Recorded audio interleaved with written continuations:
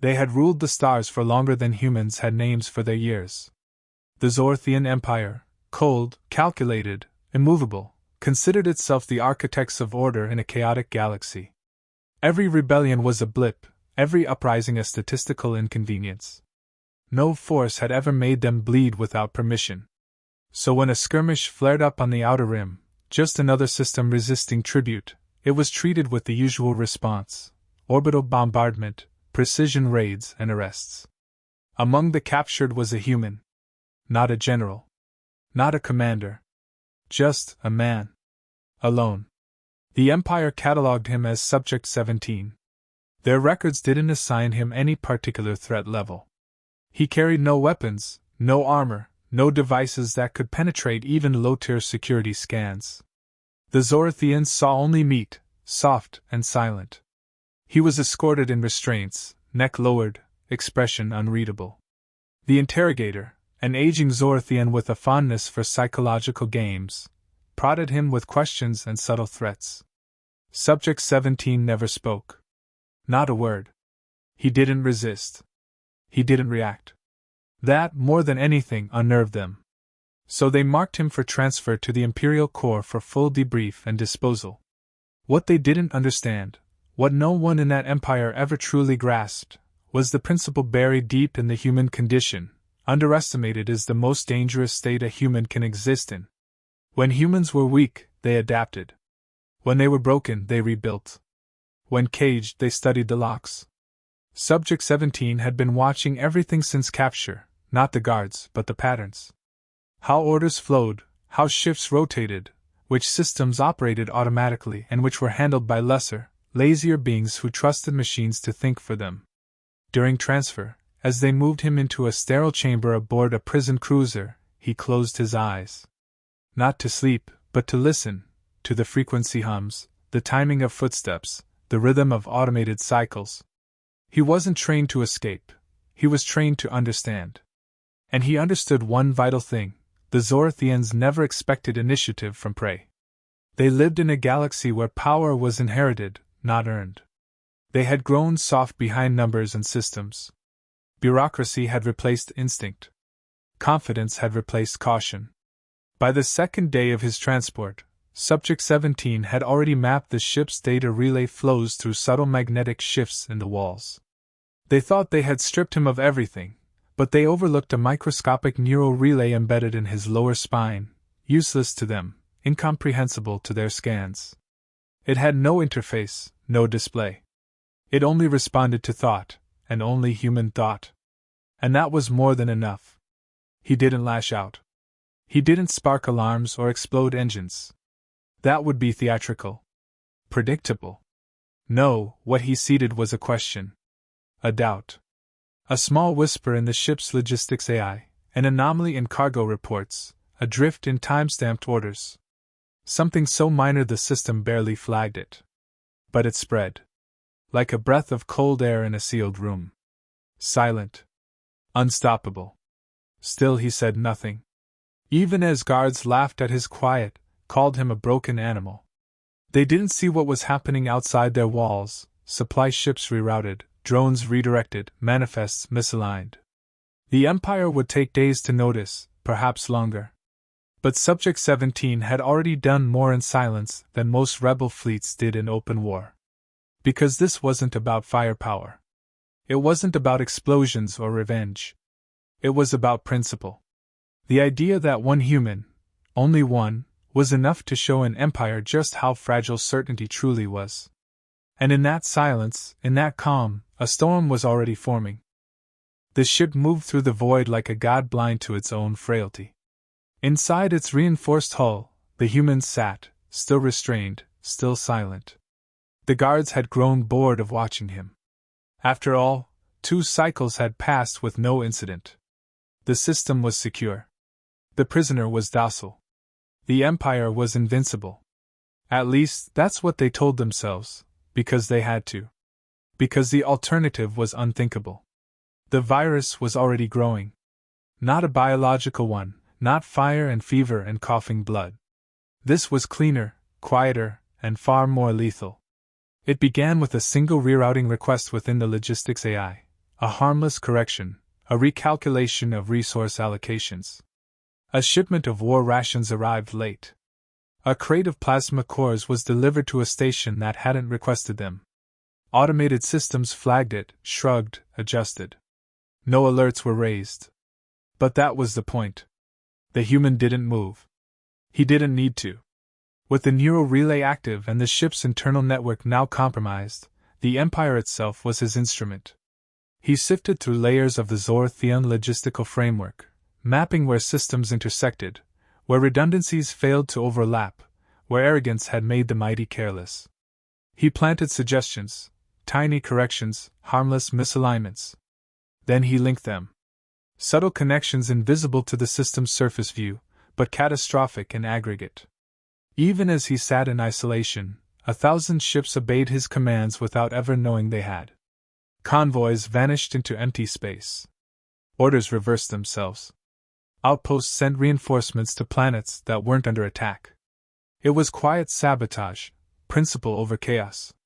Not to destroy the Empire outright, but to force it to destroy itself. No grand speeches. No declarations. Just fault lines, gently widened with every passing hour. And beyond the reach of the ship, the galaxy began to murmur.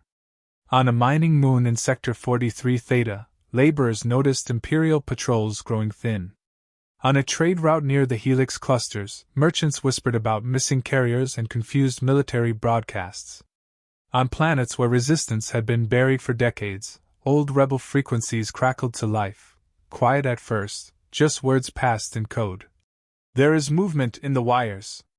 The Empire stutters. They didn't know the source. No one did. But the idea, that something had penetrated the Empire was more powerful than proof. Because empires don't falter. They don't stutter. Unless something deeper is already broken. The guards continued their routine, unaware that their ship's guidance AI was now cross-checking phantom authorizations. They laughed at the prisoner's silence, called him ghost, corpse, husk. They were wrong. He wasn't a ghost. He was a principle made flesh. The belief that a single spark, properly placed, can light a fire that consumes systems. The understanding that brute strength is nothing without precision. That war isn't always won by weapons, but by will, discipline, and timing. Even the Empire's neural censorship grid, used to suppress seditious thoughts, began picking up strange signals. Words spoken in countless tongues. The asset walks free, the system shifts, the human moved in silence. They dismissed it as folklore. Psychological drift. Meme contagion. Another failure to understand what they faced. Because they still thought he wanted freedom. Escape. Survival. But he didn't. He wasn't there to run. He wasn't there to survive. He was there to break them. Quietly.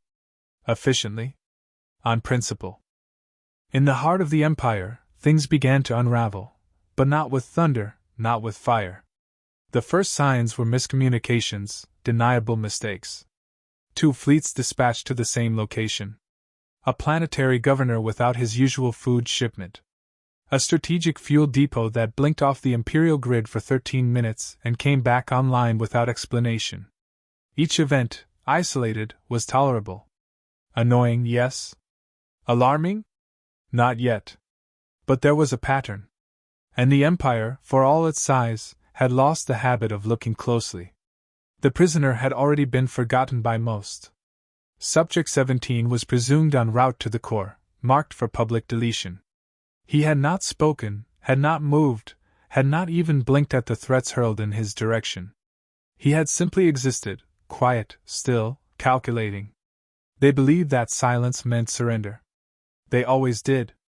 Now the Empire's command chains strained under confusion. Logistics AIs began rejecting verified orders. Automated defense systems pinged friendly vessels as unknown. And when the central relay tried to issue overrides, nothing happened. Not because of any hack, they hadn't even detected one, but because the override protocols were now missing. Vanished from the code as if they never existed. The Empire's grip, so long enforced through seamless control, began to loosen at the edges. Subject 17 was being moved again. The decision came from high up, a performance, not a correction. He would be transported to the central broadcast spire on the Empire's homeworld, where his execution would be witnessed across 500 systems. A show of strength, to dispel the growing myth of the silent human. They still believed this was a morale problem. They hadn't yet realized it was a structural one. But the transport never arrived. The ship carrying Subject 17 received a new flight plan, marked with a high-priority seal from the Imperial Strategic Network. The crew obeyed without question. Only after entering slip space did they notice the orders had come from a node that no longer existed. Communications failed. Navigation glitched. And when they dropped from warp, the stars were wrong. They were not alone. Pirate vessels, known enemies of the Empire, closed in, but they didn't fire. They boarded. Not to loot, but to extract. The crew, stunned, surrendered without a fight. No one even saw the prisoner leave. One moment he was in the holding cell. The next he wasn't. The myth deepened. Across the galaxy, strange messages began to circulate among resistance cells and outlaw bands: strategic intelligence, imperial weaknesses, convoy schedules. All accurate. All anonymous. All stamped with a single line in human dialect: one is enough. At the Empire's border worlds, old enemies suddenly coordinated like professionals. They struck fuel depots, communications arrays, and recruitment stations in perfect unison. The attacks weren't large, but they were precise, almost surgical. For the first time in centuries, Imperial commanders were forced to act without instruction from above. And they weren't ready. In the throne citadel, the High Strategos demanded answers. He received a map filled with red flags. 1 day. That's all it had taken. 1 day for the cracks to widen into fractures. And still, no one could agree on the source. Some said it was a rogue AI. Others believed it was multiple cells, coordinated through deep space quantum relays. No one believed it could be just one man. Because that would mean something worse than sabotage. It would mean intent. It would mean design. It would mean the Empire, for all its might, had been undone not by strength, but by a mind more disciplined than its entire hierarchy. Somewhere, far from the palace lights and war rooms, the human walked alone. No name. No rank. No armor. Only a calm, unshakable principle that echoed in every action he took. If you rely on control, you are already vulnerable. And when you mistake silence for defeat, you have already lost. On the 7th day, the Empire began to eat itself. It started with silence, communications blackout across 3 key sectors. Not from enemy interference, but from within. A core AI cluster failed to sync with its counterparts. Supply orders began to loop, refund, cancel, and resend into oblivion. Fleets received conflicting commands, half told to return, the other half told to engage each other. Warships fired on their own without knowing why. Automated factories began producing obsolete components. The command net, once flawless and absolute, had turned into a maze of error and confusion. And still, no alarms were sounded. The Empire couldn't process the idea that the system was the attack. At the center of it all, in the throne citadel of the Zorthian homeworld, panic began to seep through polished walls. The Emperor, encased in his monument of power, watched with growing dread as reports spiraled into nonsense. His advisors shouted about corruption, treason, ghosts in the code. But none could explain how it was happening. Nothing had been breached, and yet everything was failing. Because the breach wasn't in the system. It was the system. Subject 17, long lost, officially marked as escaped and irrelevant, had never needed to stay near. He had rewritten the rules long before the first shot was ever fired. The virus wasn't code. It was principle, wrapped in mathematics and timing. Each decision the Empire made only accelerated its own collapse. Each correction exposed another flaw. The strength of the Zorthians had always been in their order.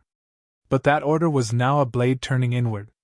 Crisis teams tried to override command structures, but the backups no longer spoke the same language. Emergency fleets were dispatched, then stranded when their warp gates refused to authenticate. Entire sectors were locked out of the Imperial grid. Drones turned to standby mode, waiting for confirmation that would never come. In the absence of control, fear spread faster than rebellion ever could. And in that moment, the broadcasts began. One by one, across thousands of worlds, Imperial propaganda channels were hijacked. No voice spoke. No image appeared. Just 7 seconds of footage, grainy, static-wrapped, low contrast. A single figure walking through the smoking ruins of the Empire's capital, silent and alone. No name, no flag, no army. Just motion. Just presence. He walked past burning symbols, shattered walls, flickering lights. Then the screen went black. The message needed no words. Across the stars, species that had lived in fear stood straighter. Old alliances sparked to life. Oppressed worlds no longer asked for freedom, they acted on it. Not out of hope, but out of certainty. The Empire had already fallen. The structure remained, yes. The walls stood. The fleets hovered. But the soul was gone. The invincibility had shattered. Inside the citadel, the Emperor stared at a world map filled with red.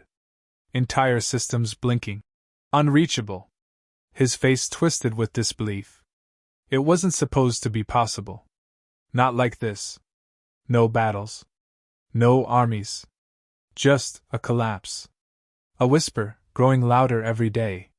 He did this. The human one was enough. No one ever saw Subject 17 again. Some said he died. Others said he vanished into the crowd. Some even believed he had never existed, that he was a weaponized myth. But for the Empire, the result was the same. They had measured strength in fleets. He had measured it in fracture points. They relied on obedience. He relied on pressure. They ruled through fear. He ruled through consequence. And as their empire crumbled, they finally understood the truth they had refused to see. The most dangerous enemy is not the loudest, nor the strongest. It is the one you don't see until everything you built is already falling. Stories fade, but principles echo. After the fall, after the broadcast ceased and the fleets stood silent in orbit with no orders left to follow, a quiet descended over the galaxy. Not peace, no, not yet, but a pause. A breath held across thousands of worlds. The Zorthian Empire still had remnants, scattered admirals clinging to territory, governors barricaded in domes of broken authority. But none of them dared call themselves rulers. Not anymore. Not after what had happened. No one claimed responsibility. No one could. How do you own a myth? In the fringe colonies, they spoke of a nameless figure, a human who walked without weapons, who destroyed an empire without raising a hand. Children whispered stories about him like old bedtime monsters, except this one didn't scare them. He inspired them. Slaves carved his silhouette into walls. Militias printed his imagined face on their banners, even though no one had ever seen it clearly. Some claimed he was the last remnant of an ancient human program. Others swore he was a ghost, an AI, a weapon in human skin. But those were distractions. What mattered wasn't who he was. It was what he represented. He wasn't a soldier. He wasn't a leader. He was a principle given form.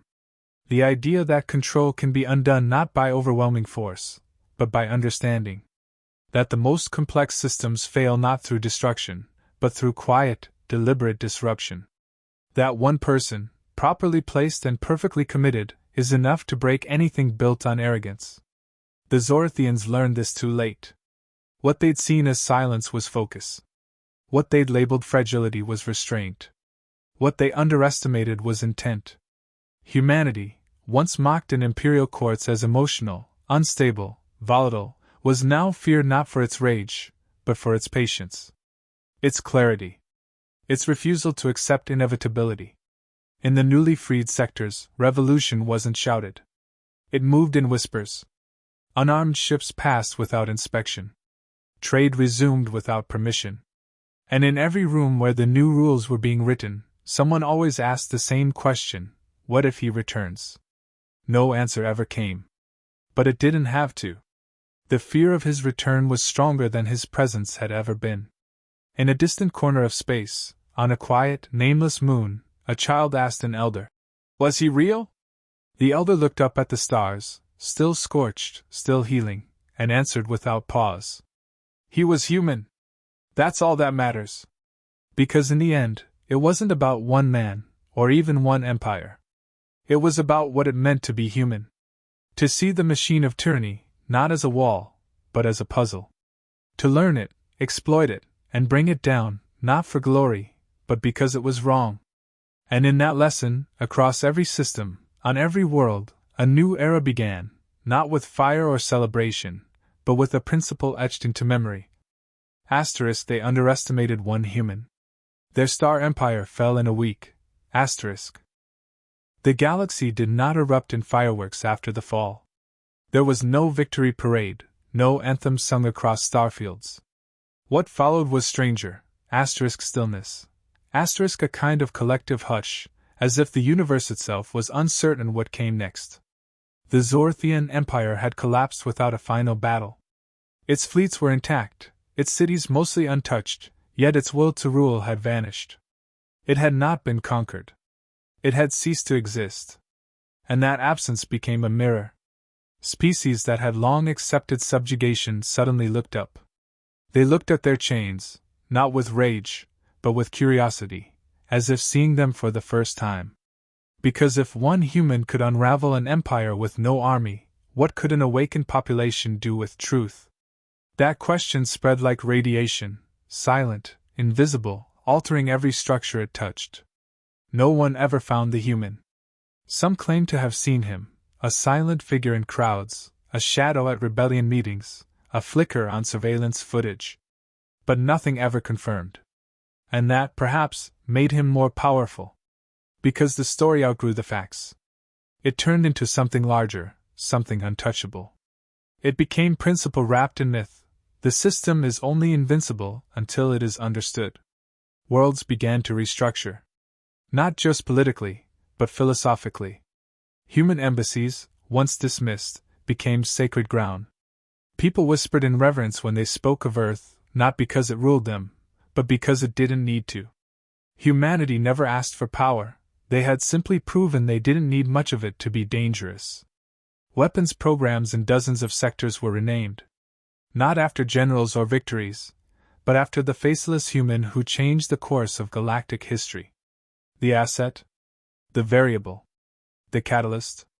Different names, different languages, but always the same meaning, the reminder that no empire, no system, no ideology is beyond collapse.